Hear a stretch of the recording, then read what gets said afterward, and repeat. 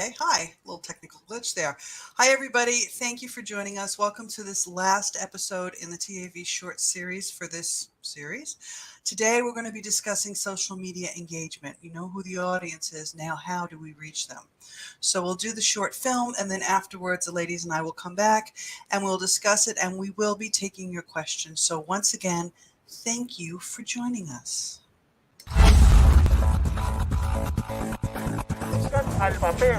What we do as advocates is hard on the mind, heart, and body. As advocates, we need tools to counter burnout and foster resilience among the ranks of volunteers to do the work to enable millions of smokers to have the choice and options they need to move away from the thing that will kill them to the thing that saved us from certain death. In this series, we are going to cover a range of topics, as requested by the advocates themselves, to provide them the information and support they need to keep calm and carry on. In this episode, we will speak about social media engagement. The truth will prevail. Social media can be a useful tool to get information disseminated and the message we want to convey out there into the world, especially so in these times of people not being able to engage face-to-face or travel to conferences and get-togethers.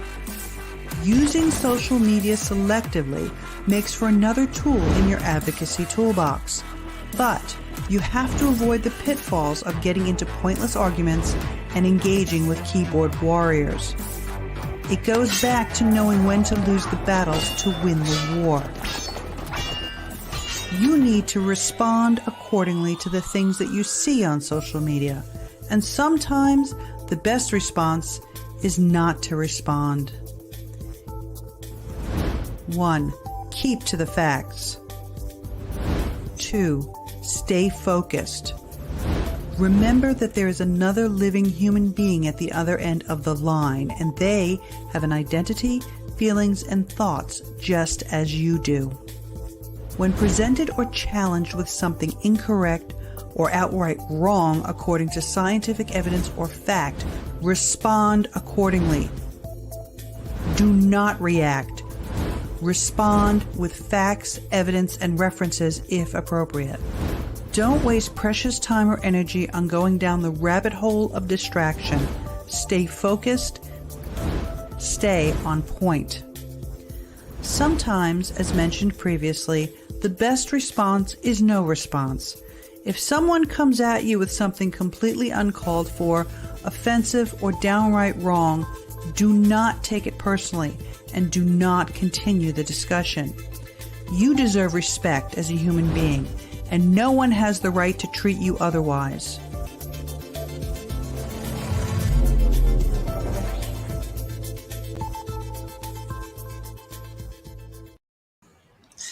Hi, everybody. Welcome back. I'm going to bring in the ladies. We will start with Skip Murray. Hi, Skip. Good evening. Hi. Liana. Hello, Liana. Hello. And Lindsay. Hi, Linz. Hello. So, ladies, thanks for joining us. Let's talk about this. Skip and I, before we went live, were discussing e-cigarette summit, and we were discussing some of the comments that we saw on the chat. And I think it's very relevant to what we're supposed to be discussing today, which is how we engage with people on social media. So I would like to start with Skip, if I may. Skip, give us your input, your feedbacks on what you see social media as a tool and the things that we all could be doing better. Well, I'm going to pick up on your eSig Summit example. You need to remember that you're not talking to just your normal fellow advocates. On a venue like that, there are academics and media and regulators that are also participating. And we've been shouting for years that we need a voice and we need to be heard.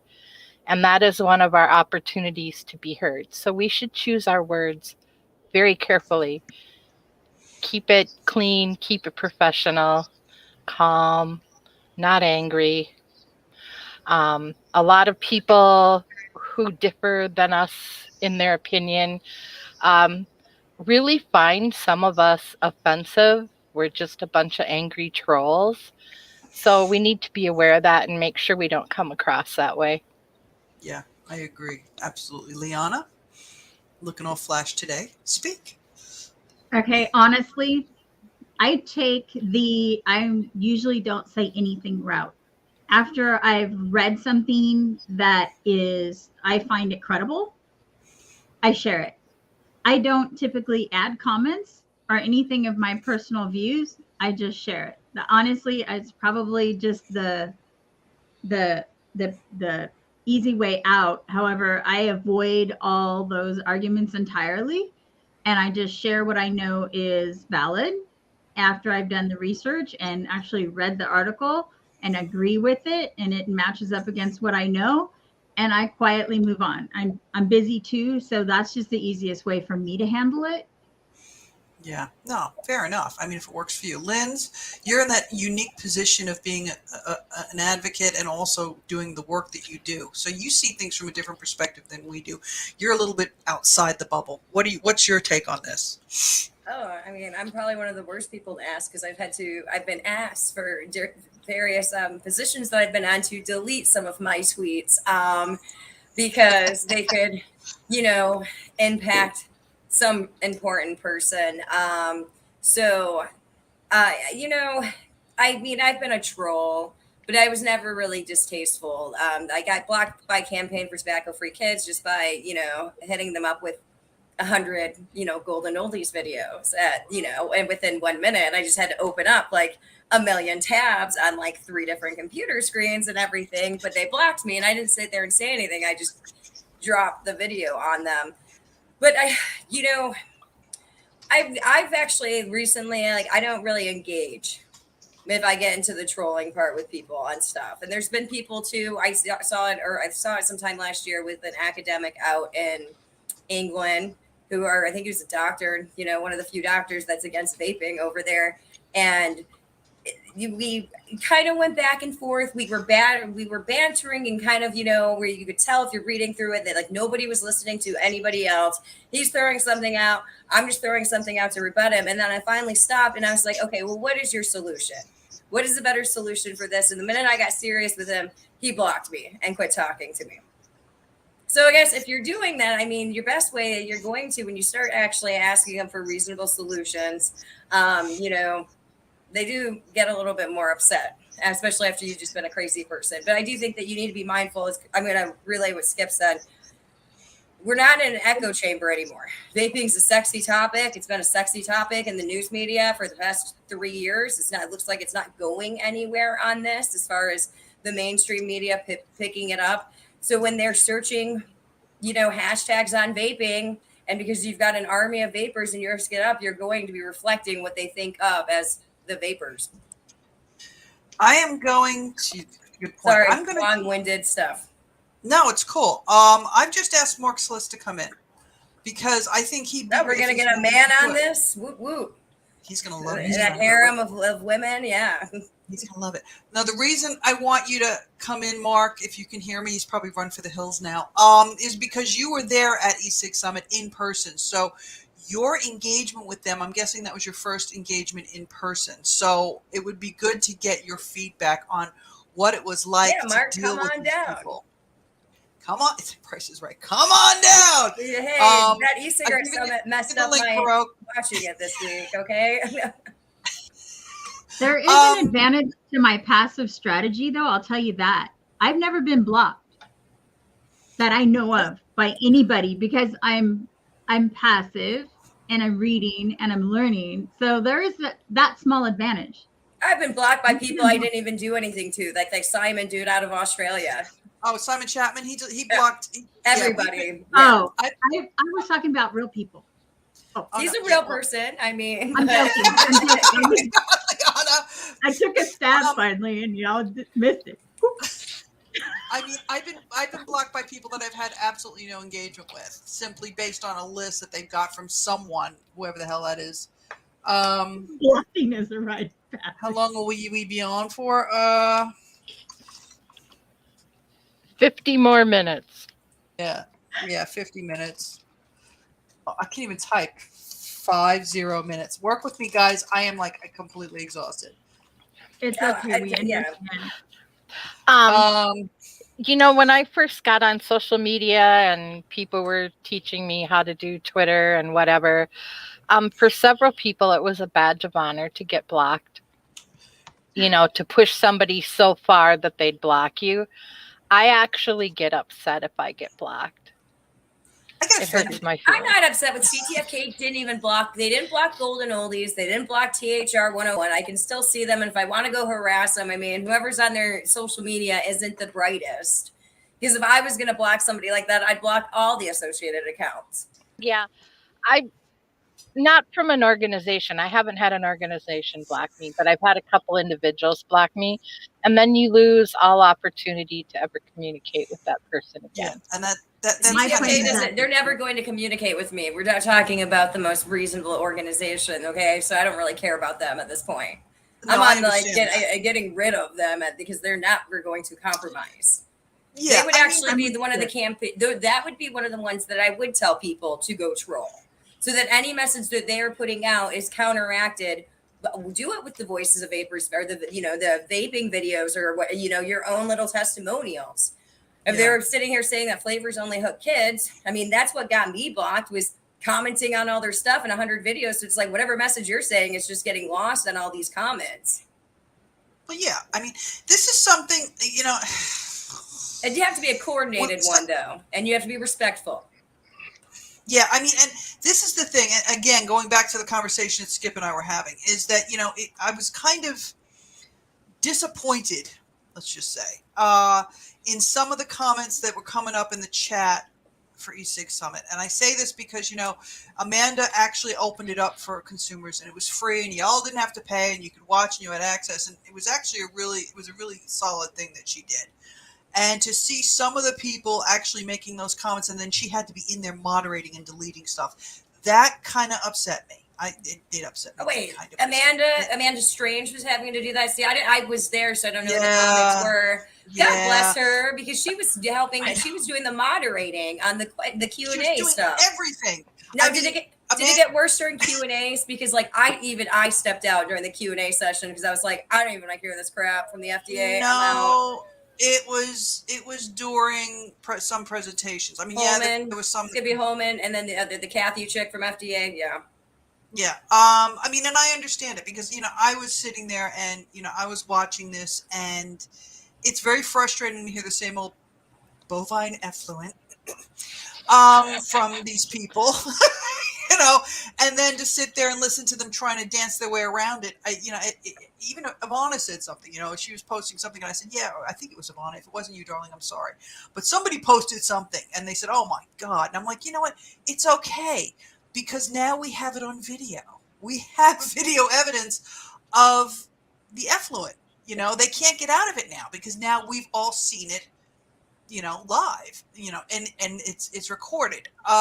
It is frustrating, Mallory. Absolutely. It is absolutely frustrating. But, we have to kind of, I think, prepare ourselves that this is the way it's going to be. And, you fight fire with fire. But there's a way to do it. As Skip would say, there is a way to do it and to be kind about it. You have to take the high road.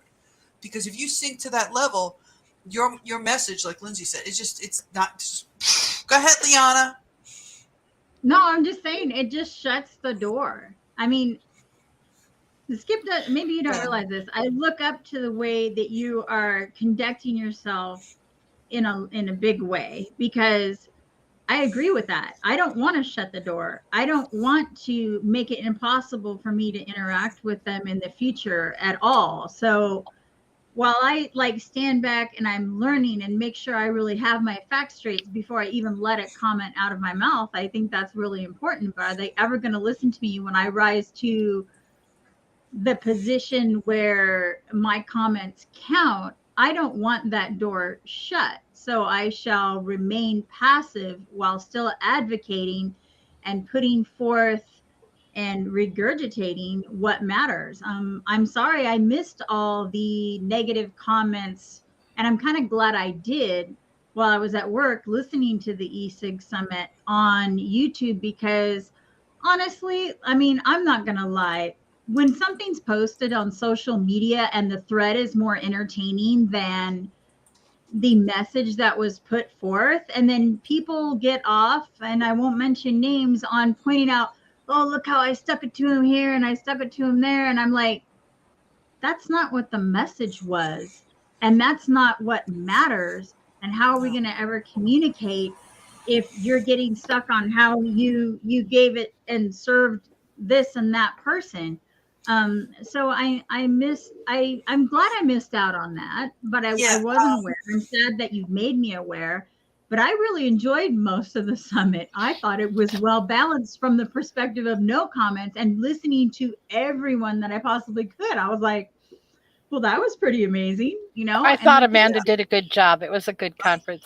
Maybe what we need to think about is when we're in that situation where we're going to agree with some of the speakers and not agree with other speakers, and we're in a live chat that anybody could see, maybe we need to think about what we should do when we disagree, instead of this is and getting into foul language or slamming the speaker.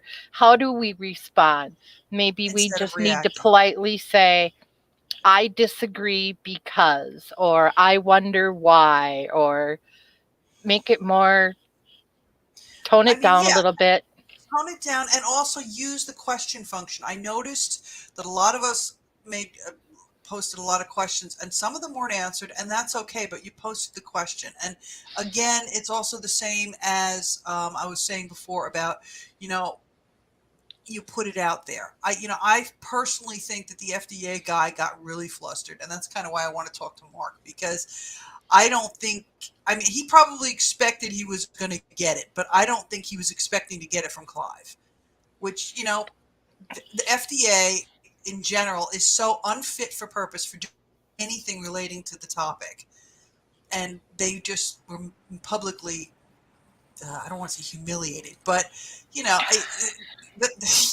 it just made it so obvious. Linz, you were there. Yeah. What was he like afterwards? Amanda Wheeler and I cornered him.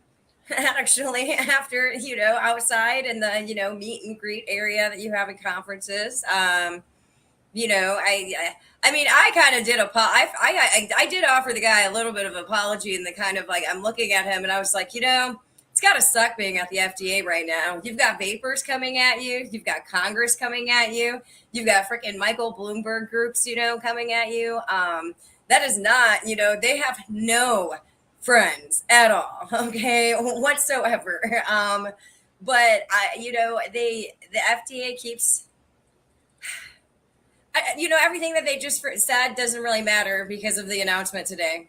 So the guy, that they're putting up at the head of the Center of Tobacco Products. But the one things that I did notice, and I've noticed it also this year at like state hearings, is that the narrative is changing, that you're not seeing it so much, that e-cigarettes don't help people quit smoking and they're only there for kids, and that,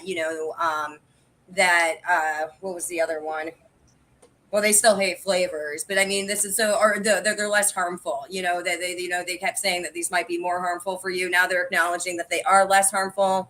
The FDA did acknowledge that at the e-cigarette summit, but they're, balancing it out to youth using it. And it's like, well, it doesn't matter. And that's still reflective in their process. And that's all that they. Yeah. But I don't think that I think that their best stuff that they probably would have gotten as attendees, New Zealand, you can't, they're not listening to UK anymore. It doesn't matter.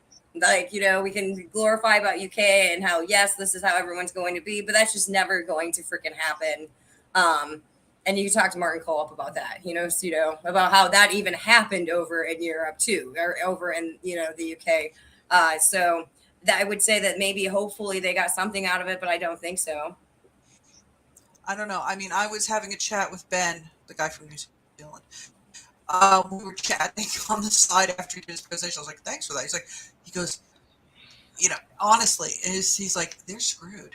I was just like, he's like, no. He goes, it's so, he goes, Nance, he goes, I just, He does understand it. I mean, he does understand it, because he was there and he heard what these people were saying. But, people here in New Zealand and also Australia, we feel this way about Australia. Sorry, Paul. How come you're putting yourselves ahead of the people? And Canada. And it's interesting in Canada. I mean, and if you saw the tweet this morning from Robert West, maybe we're seeing a change. And I do see the change that you saw. I see what you're seeing, Lindsay. Well, too. not after the Robert J. announcement. I'm sorry you went out.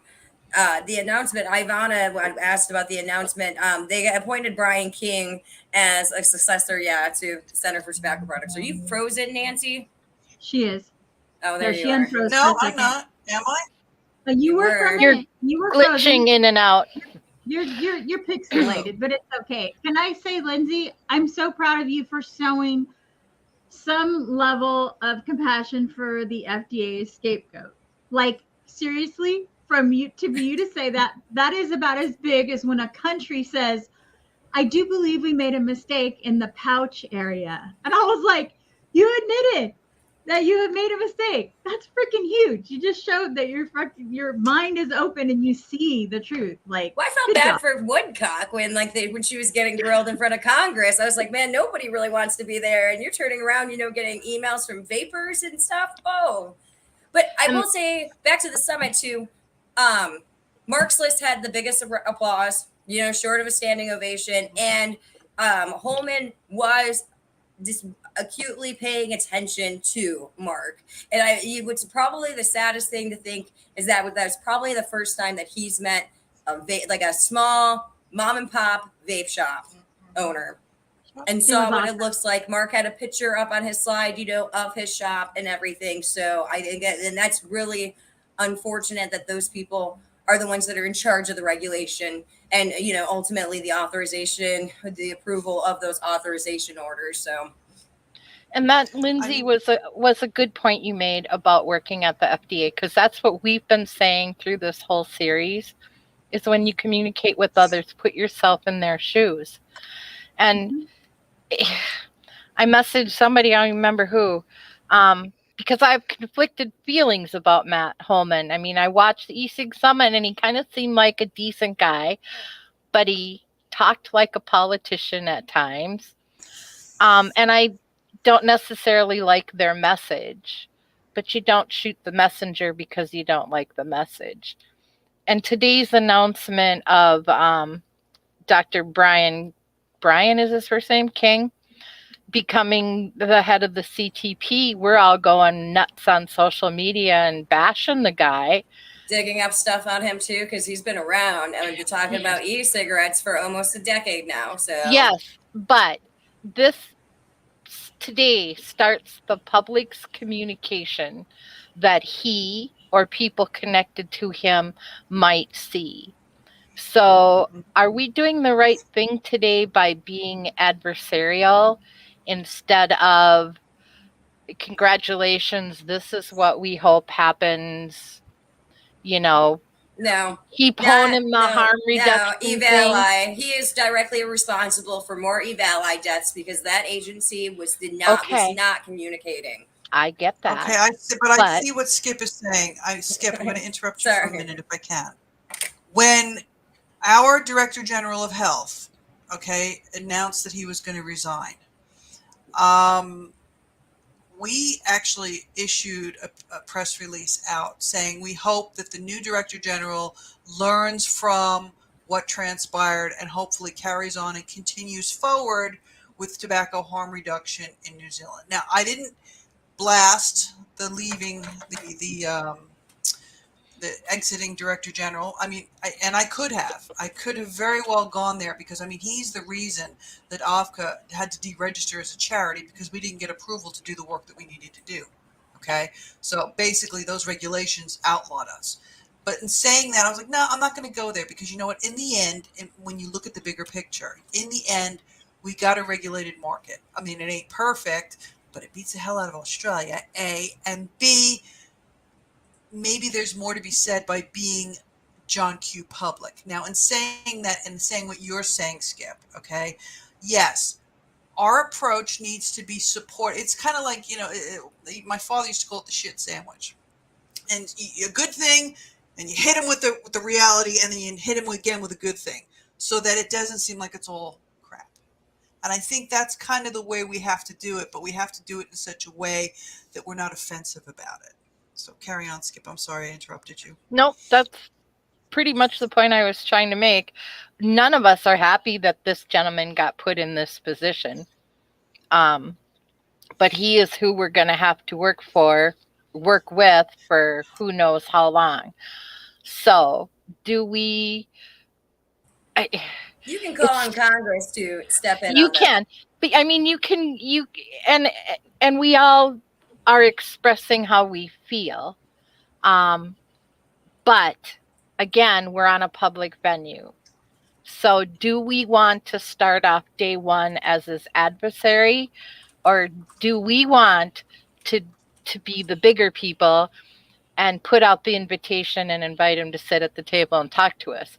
Granted, he's probably not going to, but you never know. And people do change their minds, and people do make mistakes. And we're still paying the consequences of the misinformation over EVALI. But he has put papers out that explicitly say that EVALI was THC, illicit carts. Not that the CDC has been as open as we'd like, and they haven't changed the name like we'd like. But this is the person we have to work with now for the next few years. And I just really would like to encourage people to think about how you want to initiate a conversation with this man. And if we're already out there in the public bashing him and screaming the sky is falling, we've already made ourselves not worth talking to. I just think we should think about it. And I think we need to also remember that there are a lot of people that are now pro-THR who were not in the beginning. That's true. And, and also think from a personal perspective, there are a lot of ideas or thoughts or opinions that we may have held that with the proper information, we were able to change our minds and see that maybe we weren't right. I mean, comes down to the humanization again. We got, we have an idea in our head of the way people are, but they may not, that idea in our head may not actually be who they are. He wrote a paper this year saying that, talking about flavored e-cigarette bans and how sales of flavored e-cigarettes decreased. Well, of course they did. The legal ones did. Yeah. And then you look at the other states and it was a Bloomberg funded paper. So I'm sure they know each other. Oh, I have no doubt. I mean, didn't one of them actually mention about Bloomberg funded up on the dais? The paper that he was a co-author on this year that came out in February, it came from a grant from the Bloomberg Philanthropy. Yeah, but didn't somebody at the e-cig summit actually mention that? The lady at the end during one of the panels said, and these people at Bloomberg funding, and I was just like, did I just hear her say that? Probably. I I was hanging out with people during the summit. Okay, I was like, "This all being." I think it was at the end of session 4 on the panel. Which one was that? Public health policy. The public health lady that went after Mark and felt like she needed to be super passionate, and that was one of the. Mark was so lucky he was on that panel because that was a Q&A I really did not want to be on. I didn't even want to sit there through her speech. Yeah, I mean, she did good. She was good at speaking. She was in passion, but. All right, guys. You guys are in the chat. They're talking about epidemiologists. And I just that's what Brian King is. That'll be the new head of the CTP. Yeah, and our former head was an attorney. So yeah. Okay, just so you know, Robert Beaglehole and Ruth Benita, that's his wife. They were both they both are still epidemiologists, and they both work for the WHO, and they were both very anti-THR and vaping in the beginning. And they've come around with information. So that may actually work in our favor, the fact that he's a scientist and not a lawyer. Maybe. Depends on how corrupted he is. I shouldn't have said it that way. Well, if you go through it, he's never, and I always thought it was Thomas Frieden. I didn't go farther down, but he's been on the whole narrative that the CDC has never really acknowledged e-cigarettes as a tobacco harm reduction tool, and instead it's all been youth vaping. If you go through the press releases of them giving out some data, there's one in 2012 or 2013, it's 1 in 5 smokers have tried an e-cigarette. That should be great news, actually, if we're acknowledging tobacco harm reduction. But then After all of that, it goes boom into like kids vaping. It's increased. Yeah. It's increased. Now he does in like early 2019, he was acknowledging that kids were vaping THC. And actually in 2017, he acknowledged that. But if you go through all of his statements that he did on Evalby, he was helping sow the confusion on, the misinformation surrounding what type of products were causing this. Was it THC versus nicotine, right? Somewhat regulated products. Yeah. Janine's on a it's- different platform. Sorry. I think she doesn't realize that everybody's like on YouTube. What other platform is it on? Twitter, but you Internet. can't. Yeah. She shouldn't be That's able why to she can't comment. see everybody. She wants to get in on the conversation. We're on YouTube, It shows Janine. up that she's on YouTube. If you look, she's got that red thing next to her name. She is on YouTube. I have not seen her in the live chat on YouTube. I apologize. She might be in on the Scope chat as opposed to the CAFRA chat, because there's Scope, CAFRA, and Maybe. then CAFRA Twitter. So, honey, Yeah. you need to come over to the YouTube one. I think that's where everybody's clicking in. That's the Yeah. link we shared, not the Scope one. I don't know. Anyway, so as we wait for Mark here, the thing is, it is difficult to know who you're dealing with when you're dealing with them behind a keyboard. But, remembering that they're people, okay, and remembering that, there's a lot of things that get lost in the translation through the bits and bytes, right? You know who the audience is, you know who the people are, you know who's with you, you know who's against you, or you perceive who's against you, and then there's this whole group in the middle of people that are on the fence, and those are the ones we have to get to. Those are the ones that we have a fighting chance of giving them the information so that they can make an informed decision. So if we're running around like a bunch of idiots, yelling and screaming and cussing and just making trouble, those people are going to go automatically against us because they're not going to take us seriously. Hey, I don't think I was that bad today about Brian King on my little tweets. No, I'm not talking about this. I'm not talking about this here, Liz. I'm talking about in general when people are on social media. Some people they react and don't respond. That's what I'm talking about. The perfect example on that one is the synthetic. When everybody went on social media saying how they were going to go to synthetic, and the guy did, fuck the FDA. I mean, you got Zeller and especially they were going after like puff bars, and that was like a small vapor company that sat there and said that. But that that's where it is being used against us, and makes us kind of look crazy. Or they don't want no regulations. They just want to go sell the little kids and stuff. Yeah, and that as soon as I heard about they were gonna do this whole thing with synthetic nicotine, the first thing that popped in my head is like, God, they handed it to them.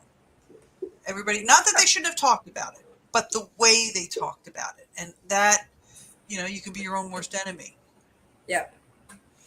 Liana, talk to me about, if you would, the whole mode from people about synthetic nicotine and now this regulation. What are you picking up from people on social media about that?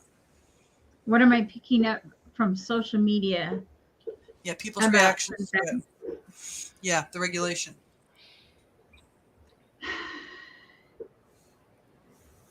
Okay. It's like you have this hope and we can find this loophole. We can play this. But it's just I really can't give you an accurate gauge from social media of how people feel. I sense a lot of just overall dismay, that this is going to get regulated as well. I mean, it's depressing. It's like, now what do we do? I really can't put that into words. It's difficult for me. No, it's okay. Are people motivated to do something thought, about it? It'll come to me in like 10 minutes, and no, that's fine. but it's sad. Do you sense people are motivated to do something about it and to speak up about it and actually get engaged, or no? Yes and no. I do believe that, and even from a personal standpoint, that the e-cig summit was inspirational because I, like you and Lindsay and Skip, saw glimmers of hope that we were starting to see some change and some open minds, even listening to, you know, the opposition. I was hearing different arguments. I was hearing something I could almost identify with than the usual, and I was really rather surprised by that. And I hope that with the other presentations that they listen to, that they understand, like, what good is it basically to save the kids if you're trashing the parents and then they're going to pick up smoking. I do believe in my heart of hearts they're beginning to see that you can't have one without the other, because otherwise we're just picking up the habits of our peers and parents, and that's how it's always been, generation after generation after generation. I do believe that they're starting to see that. That's my hope. I hope that they see that, you know, even though it was probably quite painful for some of them to get the feedback that they got, I hope that they see and they're able to put their egos aside enough to realize that maybe they don't know what they need to know. Skip, what's your take on that? I'm hopeful. This has really been a rough road the last few years. I'm really disappointed that no open products have been authorized yet in the United States. But I do believe there's hope. I do believe that in the end, truth and goodness will prevail. Linz? Oh, go ahead. I think at the end, Truth Initiative's going to prevail, but call me the Debbie Downer of the group. Okay. I do think that it's stained by the notion of big tobacco.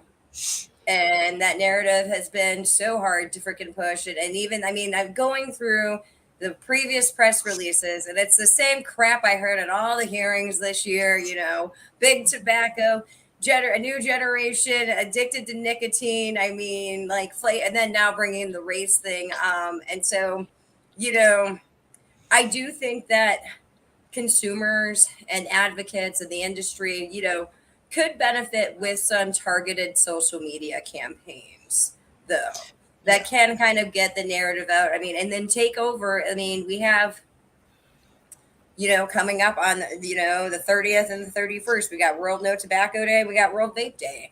You know, take over their hashtags and do it in a sensible way, but make sure that it's a consistent one. So, form letter for the hashtag, or for social media, so to speak. Well, what we've done, and I'm putting the thing down now, is that, you know, we're using some of their stuff. We're going to use Tobacco Exposed because that is definitely their. What's their theme? I did it this morning to other stuff because it's all about the environment. How did I know that was going to happen soon? And that's World Health Organization's theme is environmental. Yep, this year. tobacco, Yeah. threat to our environment. And then it's like, so the key message is tobacco harms the environment. Make the tobacco industry clean up their mess. Quit tobacco to save our planet. Help tobacco farmers switch to sustainable And crops. talking about vape products being, you know, thrown around, I have yet to see vape products be thrown around over here. And the only thing I can think of, and this is the interesting part, the only thing I can think of that we might see thrown around are these closed pod systems. And masks. And masks. parking Masks everywhere. The parking lots were littered and littered and littered with masks, but a disposable, what we're going to be stuck with legally, is much more harmful than the environment. It's they're not going to approve disposables. And we're stuck with things that they don't like. But what I really want, the message that I would want to get through to those parents is, you are creating and firing up, because we're not just going to sit back and take this, an illicit black market. And you saw what E-Valley did to your kids with illicit THC, an unregulated black market that is going to cause your children much more harm and will be much more easily accessible to them, instead of allowing us to do this the right way through consumer choice and not following down the path with pharma. You don't see kids stealing nicotine patches and other nasty things. It isn't about the nicotine.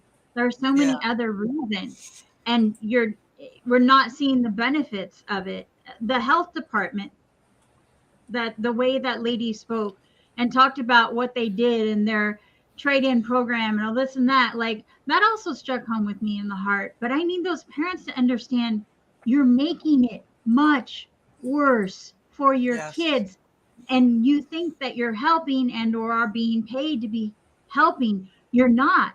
You're making it much more dangerous. What they're going to get a hold of that we have nothing to do with because we're trying to do things right is going to be so much worse. And that's my next angle. That is my next angle to help them understand. And it's also going to destroy the environment, because we like taking our batteries. That would probably be the one reason that I walk into a vape shop, since I make my own and I buy a lot of things online, is I can take my batteries and go recycle them. I'm not throwing out a disposable.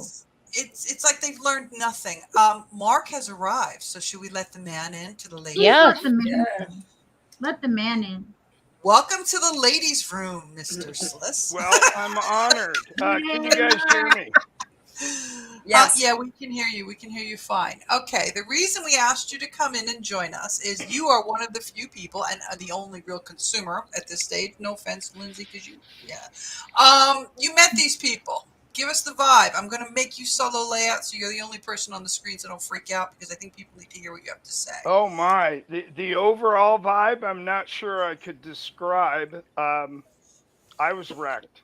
I really was wrecked for the conference. It was difficult for me to speak. But certainly the vibe after I spoke was wonderful. People were wonderful. They seemed to enjoy my talk. Beforehand, I did have a chance to talk to a few people. There was a lot of networking and idea sharing, which I found amazing. Okay. In meeting these people face to face, did it give you a sense of, I guess, humanizing who they were? Because, when you don't see these people, you just see names in social media and so on and so forth. For example, meeting Matt Holman and meeting Andrew, whatever the hell his name was, I can't even think of it right now. Meeting these people. Well, Matt Holman, I met on stage. That didn't go well. Okay. If you saw the discussion panel. And I actually tried to speak to him after, but evidently he left. Oh, did he? Did he booger out? I can't say I blame him at that stage. Pretty early. Me neither. I'm gonna try something. Hold on. Hopefully this works. I'm not sure if this is gonna work. No, I don't want me here. I want him here. Hold on. It's not Push more buttons, Nancy. Hey, Mark, it's Skip. Hi, Skip. Hi. I'm proud of you, hon. You did good. We're all very proud of you. I'm just very proud. After you spoke on the next break, I'm curious, did people outside of our circle come talk to you? It felt like everybody. Most of them I didn't even know. And probably quite a few I did and just didn't recognize them because I wasn't in the best shape. A huge adrenaline rush. But everybody came up to me. Their response to you afterwards was positive? Very. Good. Surprisingly. When I first popped on, you guys were talking about not being combative. Well, I was obviously pretty combative and angry. I think there's a time and a place. But he dropped the F-bomb. I was so proud of him. Yeah, that I would have preferred not. But I can say that a couple of people that describe themselves as being sort of on the other side did come up to me. I don't remember who they were. And they did say they appreciated my talk and it made them think. Good. The That's response what we want. from them was still positive. good. Okay. And I think, you were asked to tell what it's like. So it's rough out here. As a person who lost her business, I'm totally aware of how rough it is. And how do you sugarcoat that? It's not possible. It isn't possible, and I wanted to convey that. You're one of the people that I thought of when I wrote the talk, when I gave the talk. Um, I I wanted to give my clients a voice, and they are far angrier than I came across on stage. Far angrier. And those that aren't are terrified. You had a very, very good amount of self-control, but still conveying the emotion behind it. But Yes. what I liked most was that you literally brought your clients opinions, their feelings, their passions, their desires, their victories. You brought everything to the forefront. And the most important message that reached me was when you said, you will never reach them, but I I can. love that. And that is the Yeah. absolute truth, is that we reach people in that one-on-one, take your time, not just trying to make a buck. Here, let me help you save your own life way that only we can. That's what hit hardest for me, was that you literally brought the average consumer's view and everything right up front. It wasn't about, so much poor me and me and my shop and what are we going to do? It wasn't that. You presented what was the most important, and that is the smoker coming to quit. And I applaud you for it. Good job. Thank you. Yeah, absolutely. I mean, I'm going to try to do this again. I am such an idiot when it comes to StreamYard. Thanks, John. Thank you. When you were speaking and I was watching, I was half awake and it woke me up. I was like, because yes, I think you conveyed everything that all of us feel. And my question to you is this: listening to some of what these other people were saying about how the support, and they need this and they need that. I mean, how did that make you feel, Mark? Because I kind of got offended when they were talking about that, because I'm like, that's what we're doing. You're telling us that we're wrong, and that we're that we don't know what we're doing, but what we're doing is what you're trying to hijack and do it your way. How did you feel about that? Well, I actually thought about it the first time somebody was speaking about their type of support and what they do and how well it supposedly works. And it doesn't reach people. It absolutely doesn't reach people. If it did, I wouldn't have a store. I wouldn't be busier than I can handle with people coming in to quit smoking. So I spend 20 minutes, maybe a half hour, when they first come in. I don't tell them anything. I listen to them. I want to find out who they are, how they live, where they work, how long they've smoked, how they smoke, why they smoke. I spend a lot of time just listening to them, and I get more than that. I get their opinions, their experiences with everything else, smoking cessation and tobacco control. I really wanted to convey that. I don't know how well I did that, but that's what I wanted to convey, their experience and their thoughts and their opinions. I thought you did good. It's hard to be in the industry because there are a lot of people out there that think we do this only for the money. We're just like big tobacco. We're just doing whatever we can to make a buck. And I really thought that you clearly put the message out there that we care, and we do this not just for a check. Yes, it's nice to make enough to pay your bills, way better than ending up in debt. But we do it because we care and we're sharing lived experience. This is our quit journey, and we can support people that choose to make a similar journey to ours. And I really thought you got that message out there that we care. It's not just about the money. We help people. I appreciate that. I don't have much of a handle on how I did. I mean, a lot of people were pretty supportive and appreciative afterwards, but I don't know. It was very tough for me, so I don't have a very probably accurate opinion of how it went. And I have no idea how it went over in the room. I couldn't see anybody. The lights were too bright. Yeah, I couldn't see anybody, really. I think it resonated. And Mark, the reason I think it resonated was because it was authentic. And you and Clive were the two people up there that were so authentic. And it probably smacked them upside the head because they're not used to that and they've never been exposed to that.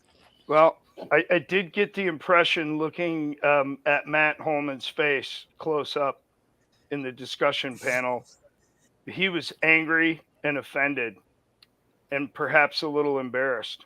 That's what I got. I got embarrassed. Yeah. Yvonne is asking where you're from, Mark.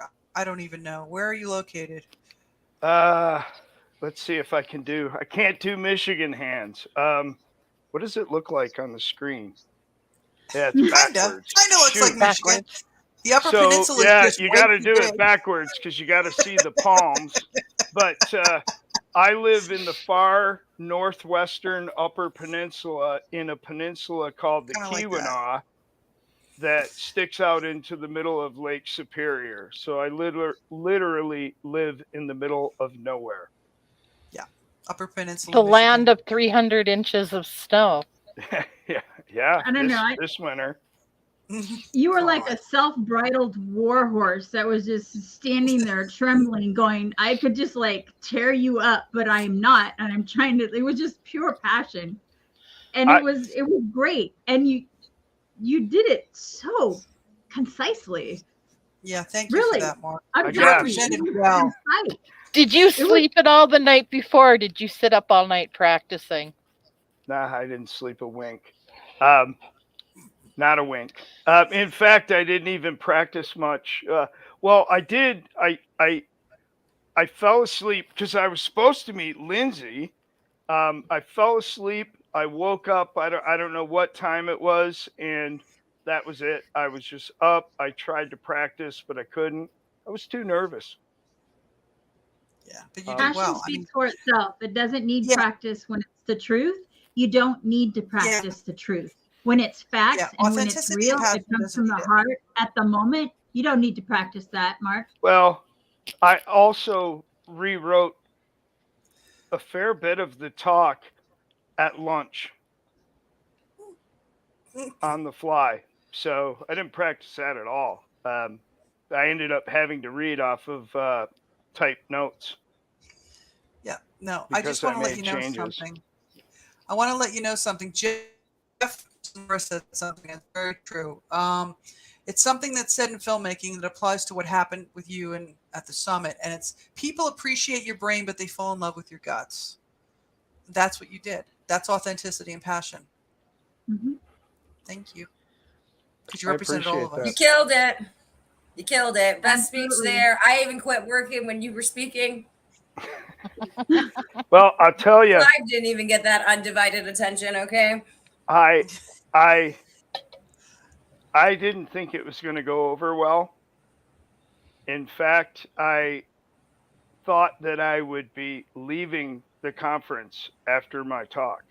I Oh, actually no. made plans for something to do for the rest of the afternoon after my talk. No, I it was like understand that. like this. We were watching. We were just like, oh, yeah. It was like guys was watching football or basketball or something. I was at work just going, yeah. And I couldn't stop and interact, and it was awesome. It was just all the passion of the consumer, and that's exactly what matters and what they need to realize what matters. Yeah, it was a truth bomb. That's what got me. Big truth bomb, nuclear level. It was good. It was. Very, very good. It While was you're here, awesome. while you're sitting here with the ladies, enjoy it while you can. We were discussing social media and how people should engage with people. Now, do you feel that now that you've met some of these people, right, in person, do you feel that the way you engage with people is going to be different, or is it going to be the same? Wow, that's actually a really good question.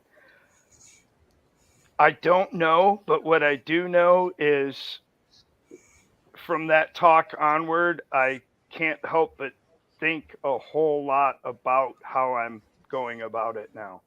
Every single tweet, I think about it a lot more than I have in the past because I've met these people.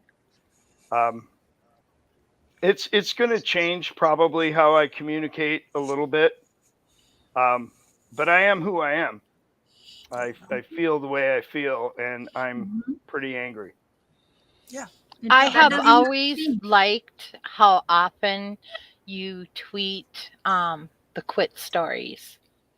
So and so came in today and left, with whatever flavor. And I really like you sharing those stories. It makes it real. I'm not sure exactly why I do that. Well, one, I guess it's important for people to see that outside of our community. But also, I kind of want to have it out there as a record if we disappear. Mark, that's Good the point. best thing that you can tweet. In my I opinion, agree. Yes, I just agree. like you had those people humanized to you, you still have the same feelings and passion, but now it changes the way that you interact with them. You're humanizing the consumer, and those are the kind of tweets I retweet without even a second thought. I love pushing those out there. That's what they need to see. To see. When people become human and we interact with one another and we understand each other's issues and what's going on from our side, that's when it becomes successful. So please don't ever stop. Yeah, no, I won't. That's awesome. I do believe it's important for several reasons to have that out there. Definitely. Those people, they don't have a voice. The regulators ignore them, suppress them, say that they don't exist.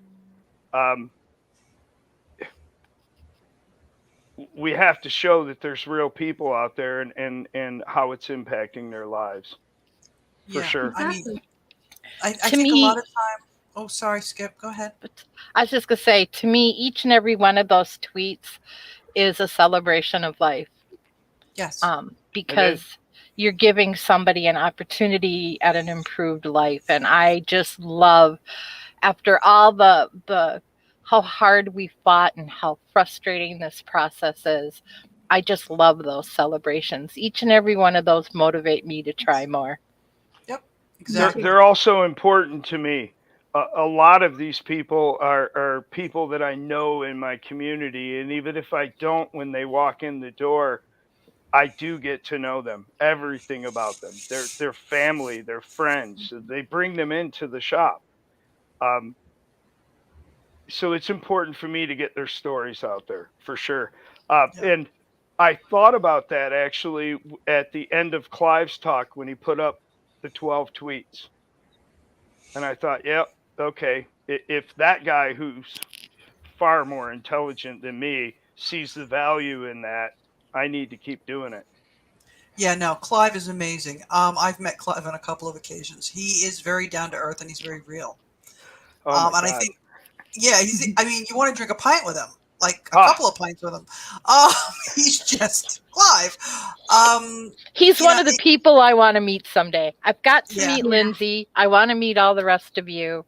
I tell you what, I met Clive the first day, I think it was, or maybe it was in the morning before no, it couldn't have been. We started early. So it was the day before the conference.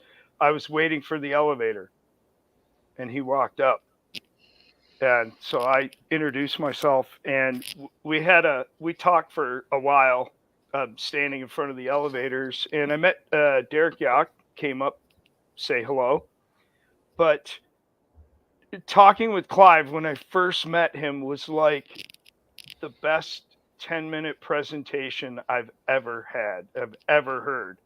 That's what it felt like. I just walked away, my head was swimming.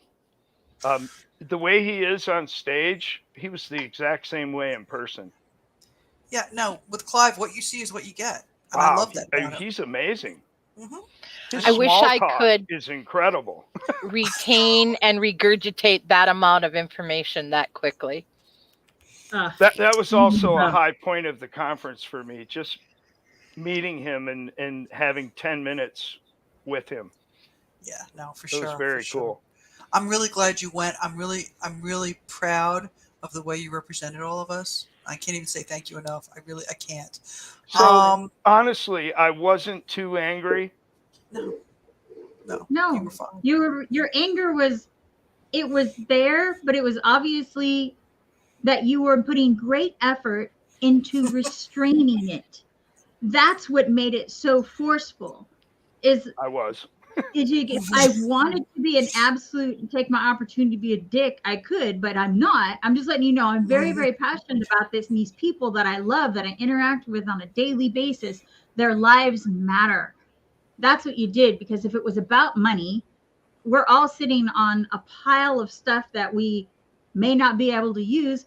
We'd be in the black market, but here we are trying to do things the right way, the legal way, and do it right. Because if it was about money, I wouldn't be on this show. I'd be sitting here making great big vats of whatever and just selling it to whoever. But I'm not. I'm not selling anything to Well, anybody. we're not doing this for ourselves. We're doing this for other people. No, Exactly. That's the 100%. difference. If it was about money, I'm an utter fool. Right. I gave up a hell of a lot of money to do what I'm doing. Yeah, Because it's their lives. It's just giving them a better quality of life for because that it much matters. longer. Mhm. Because it matters. Because people matter. Yes. Thank you. And that's the difference between us and them, I think. And I think deep down inside, I think that the other side actually, and I've said this before, a lot of people that I know in science and research and tobacco control, okay, a lot of them got into it with the feeling they were trying to help people, like police officers too. I mean, let's be honest, police officers, firemen, all these people, people that get into the service industry, all right, services, whatever. They do it because they're trying to help people, but they get beaten down. They have to deal with the administrative crap. They've got to deal with, the political stuff. And their humanity sometimes gets lost in the midst of that, and I think that our goal is to kind of reach into that through all that miasma of bovine effluent and pull into that humanity and bring it out again. And I think that's what we have to do. And the way we do that is by being authentic. It's by being passionate. It's by being respectful. And if they don't give it back to us, well, then you lose the battle to win the war. Go to the next person. But like we were saying before, and I don't know if you missed this, you might have been driving, Mark. We got to aim for the middle. We got to aim for those people that are on the fence, because that's where we're going to win this war. And that's tough, because if you look at everybody that we're speaking to, outside ourselves, it's a whole continuum from absolutely pure evil, in my opinion, to people who do care, but perhaps are constrained by their job or, professional restrictions, whatever. And I do want to say, looking at Matt Holman and seeing how I could just see it in his eyes, he was so angry and embarrassed and upset. The reason I wanted to talk to him afterwards, I did get the impression that he may be somebody who's sympathetic to our cause, but he's trapped in his job. Yep. I don't think if he didn't give a shit, he wouldn't have been that upset. Yeah, exactly. And that's the thing, instead of reacting and responding, right? We're back to reacting and responding again. Observe and respond, and I think a lot of us, it's a skill to learn how to respond as opposed to react. It's a skill. Any final thoughts? Mark, I'm going to let you start because you're the token guy. Ooh. I have a couple final thoughts. Okay. Amanda, who owns the eSig Summit and puts it on, she is an absolute angel. What she does, why she does it, I am so impressed. I absolutely love her. I love what she's created. I think it's wonderful.